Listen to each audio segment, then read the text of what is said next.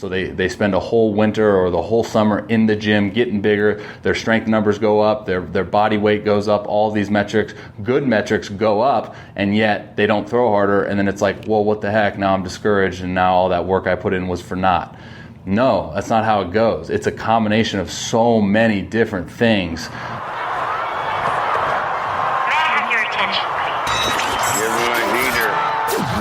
Listening to Clear the Mechanism. The Robby Rose Show. The Robby Rose Show.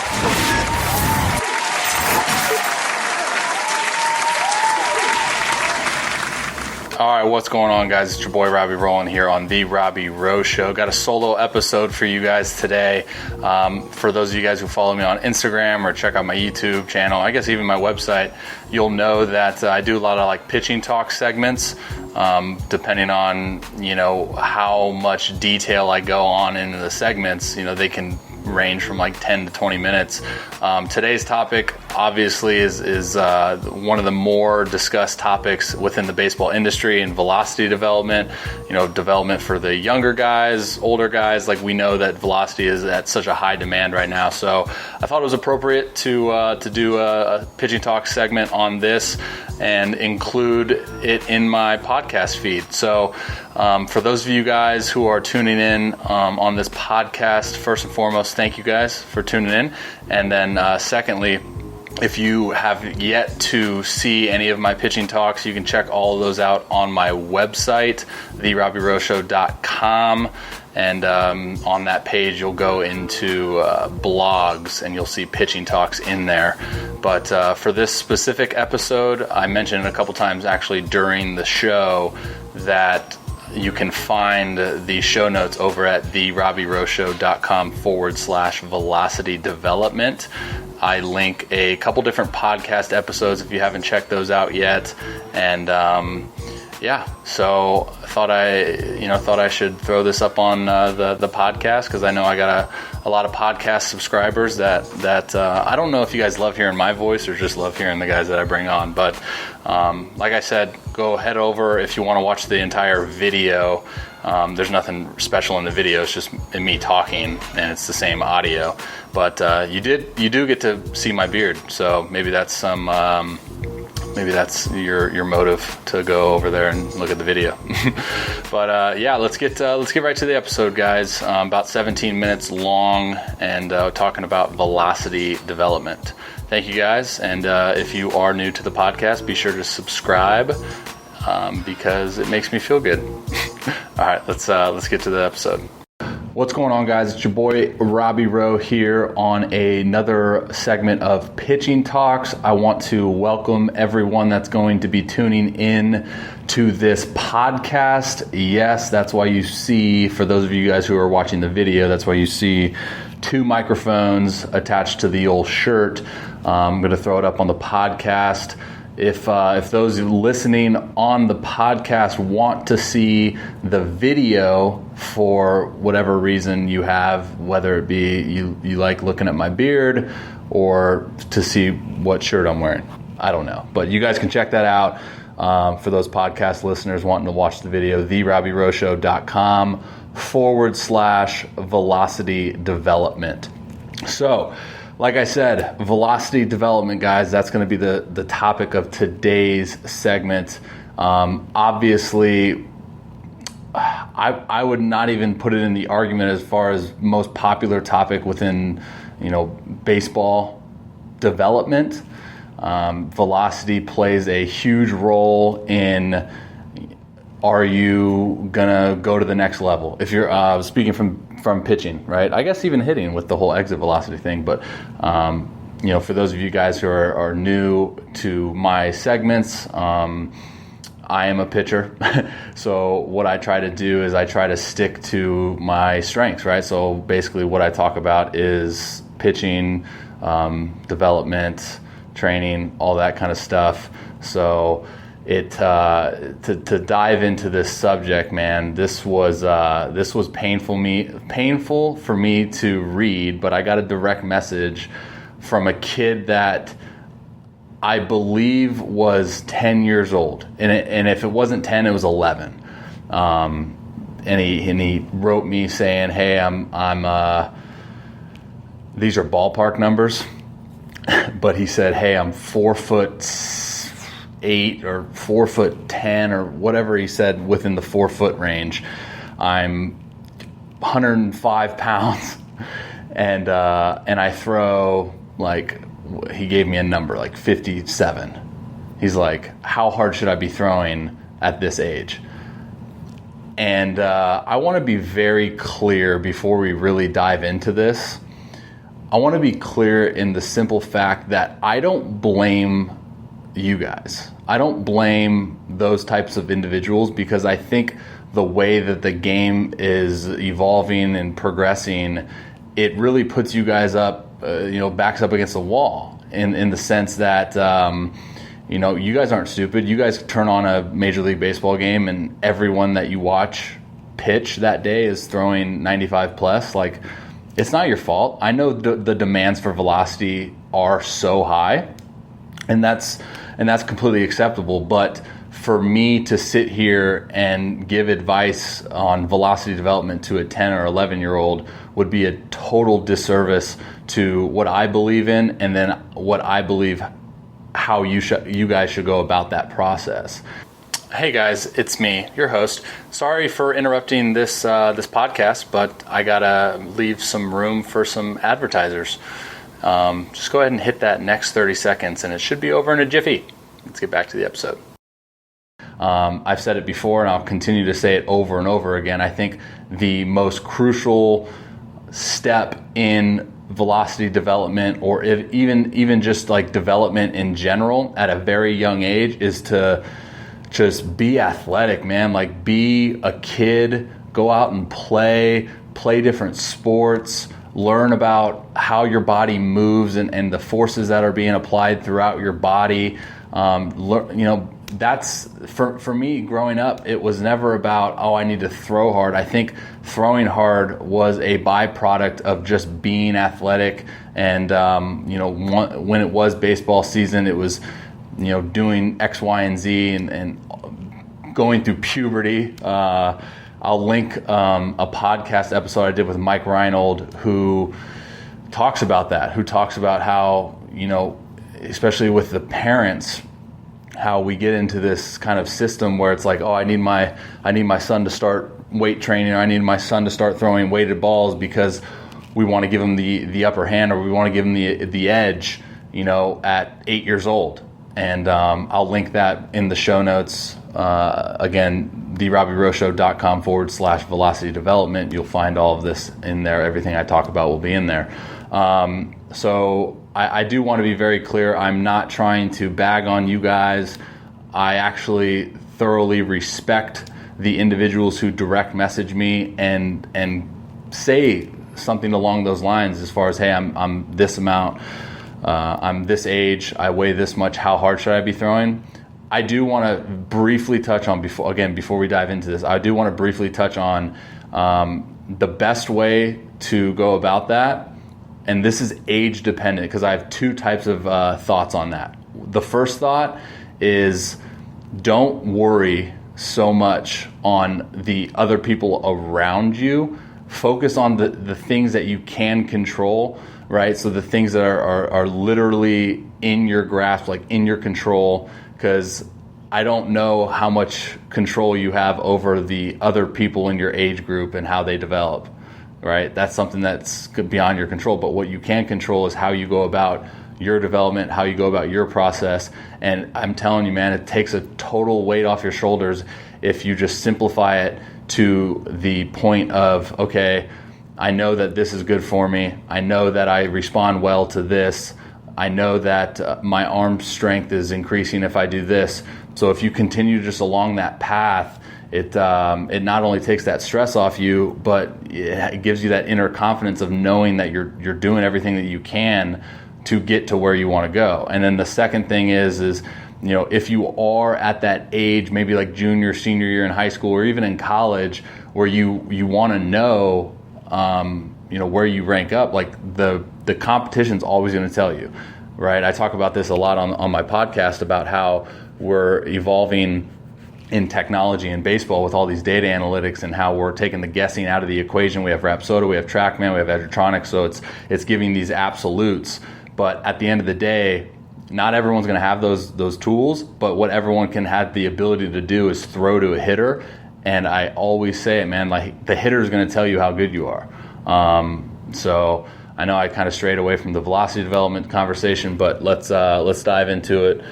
First things first, man, I got it on the first bulletin point. This is probably one of my biggest pet peeves when someone asks me about velocity. And it goes hand in hand with the society that we live in, being very, instant gratification, being very, just want this one thing or take this one pill and everything magically just happens for me. And that goes with what I have written down here. It's never just one thing, man. Velocity development, along with multiple other things in baseball, is there's so many variables that attribute to it, and I think I get asked more questions on this than any other question. But hey, what's the one drill I can do to throw harder? Hey, what's the one exercise I can do to throw harder? Hey, what's the one stretch I can do to throw harder? And I want to be clear, man. Like I respect you guys for wanting that information, but at the same time, you guys got to understand that it's not just one thing. And I think the mindset that you guys have about thinking it potentially is just one thing could be very detrimental. Detrimental to your development, because you can get discouraged knowing that, okay, I'm doing this one thing that I thought was the end-all be-all, right? So that's kind of the misinterpretation with weighted balls. Everyone thinks weighted balls is the end-all be-all to velocity development, and then you do weighted balls and you see no progress, and then you're like, wait a second, this sucks, I suck, wah. Or even strength training, right? People maybe think strength training is the end-all be-all to velocity development, so they spend a whole winter or the whole summer in the gym getting bigger, their strength numbers go up, their body weight goes up, all these metrics, good metrics go up, and yet they don't throw harder, and then it's like, well, what the heck, now I'm discouraged, and now all that work I put in was for naught. No, that's not how it goes. It's a combination of so many different things. And I don't really want to sit here and number off all those things, but maybe I will in a future pod or in a future post. But right now, it's just know that there's a bunch of different things, and it's always going to revert back to like how your body / arm responds to certain things and implementing certain things in your routine, taking out certain things in your routine, being mindful of your development and of what is the best protocols for you and you alone. Next thing, talk is cheap, man. I did a post yesterday on Pedro Martinez talking about the mental game. He talked about how the attention to detail that the best of the best in this game have is just impeccable. It's unreal. And he even goes on to say in the interview how exhausting paying that much attention to the details is. And that's why a lot of people don't do it. I get numerous messages all the time about people telling me, hey, I want to throw harder. What can I do to throw harder? And at the same time, like I said, I respect you guys for wanting that information and reaching out. But 99.1% of you that reach out to me are just talking the talk, man. Like, you got to show me. And again, I'm not trying to bag on you. I'm not trying to be that type of guy. But you guys got to show me that you want it. And the only way for you to show me that you want it is when I follow up with you and ask like, hey, what's your routine? And you tell me, oh, I'm throwing twice a week, and I'm lifting once a week. Like, no, man, there's so many little details that you can dive into to give yourself the best opportunity to throw harder, to heal, to recover, to get stronger, to play college baseball, to play professional baseball. There's so many different avenues that we can explore to give, like I said, to give you guys the best opportunity. And for, talk is cheap, but it's a great start. Like I said, I respect you guys for engaging in that conversation.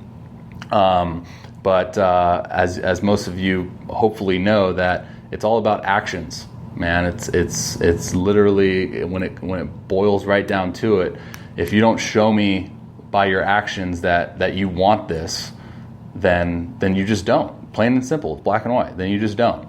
All right. Last thing, this is where I've personal experience have noticed probably the biggest increase in velocity. To be completely honest with you guys, do you believe that you can? Mental component.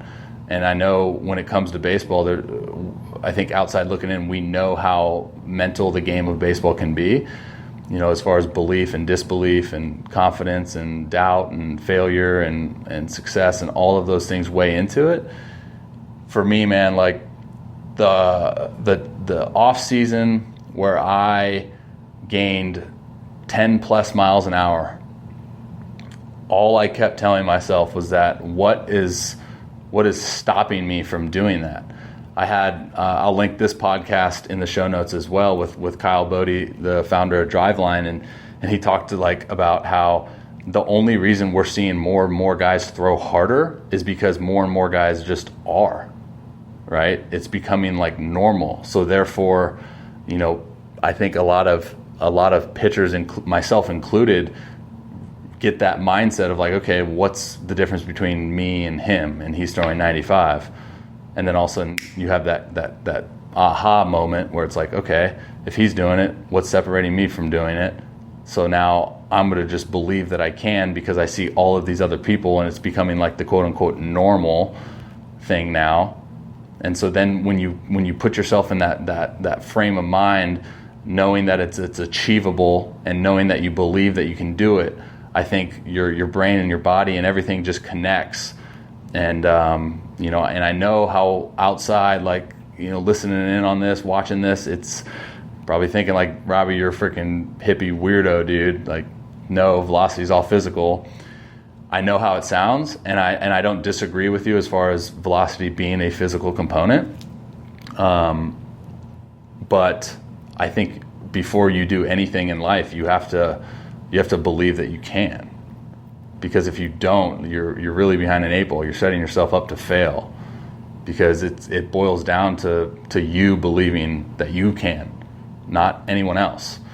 And I think the same goes for velocity too, man. You gotta first understand that there's this mental component that's maybe prohibiting you from breaking through that chain or breaking through that barrier. And that kind of goes hand in hand with intent purposes too. Like, be super intentional when it comes to velocity development, when it comes to everything that you do in your routine, all the protocols that you have set in place.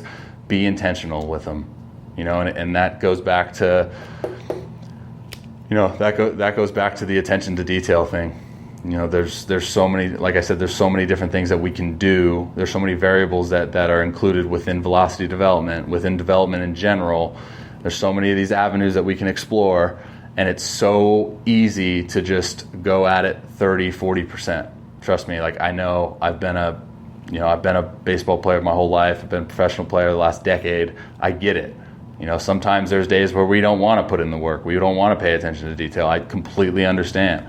But that's why I always encourage you guys, via podcast, Instagram, website, whatever it is, foundation. Establish a foundation first and foremost, man. Foundation is what's going to keep you going. It's going to be your why. Why do you do this? Why do you want to throw harder? Why do you want to play baseball at the next level? Do you love it? Okay. Hey guys, got to interrupt one more time. Sorry. All right, that's all I got for those of you guys listening on the pod. I appreciate you. That's not to say I don't appreciate you guys on the video, but like I said, go check this out at therobbyroshow.com/velocity development and see all the things I'll link in there and a couple other podcast episodes, and then I'll include the video on that website page as well for those of you guys tuning in on the podcast that want to see my super dope beard. Quick shout out Baseball Lifestyle for the hat, and FBK1 for the shirt, and I got these shorts. I hope you guys take something from that. I honestly do. I really do. Just, I want to help. And like I said in the beginning, I know it's not, I don't blame you guys. It's literally the society that we live in, and I think we're all kind of a product of our environment. But hopefully kind of the things that I touched on today can better equip you guys moving forward. And as always, reach out to me via email, contact robbyrowe@gmail.com. If there's anything that you need help with, you can book a consultation. That'll all be linked on the webpage that I mentioned earlier. So best luck to you guys. Keep working hard. Pay attention to the little things. Attention to detail. And have a blessed rest of your day. Much love, guys. Talk later. All right, guys. Thank you guys for tuning in to this podcast. I really do hope you guys take something from that. That's the whole motive for why I do the podcast, the website, Instagram, YouTube, all these things, just to pump out as much valuable content and hopefully reach other individuals, maybe that I can help that are going through different things. So if you're a first-time listener, like I said before, please hit that subscribe button, leaving a review or even sharing like an episode like this to someone that struggles or stresses over a topic like velocity development. That really means a lot, and it goes a long way. So if you have anyone in mind that you want to share this to, please do so. And like I said, the show notes of this episode and the video can be found over at therobbyroweshow.com/velocity development. Much love, guys. And as always, God bless. Enjoy the rest of your day. Robby Rowe is out. See ya.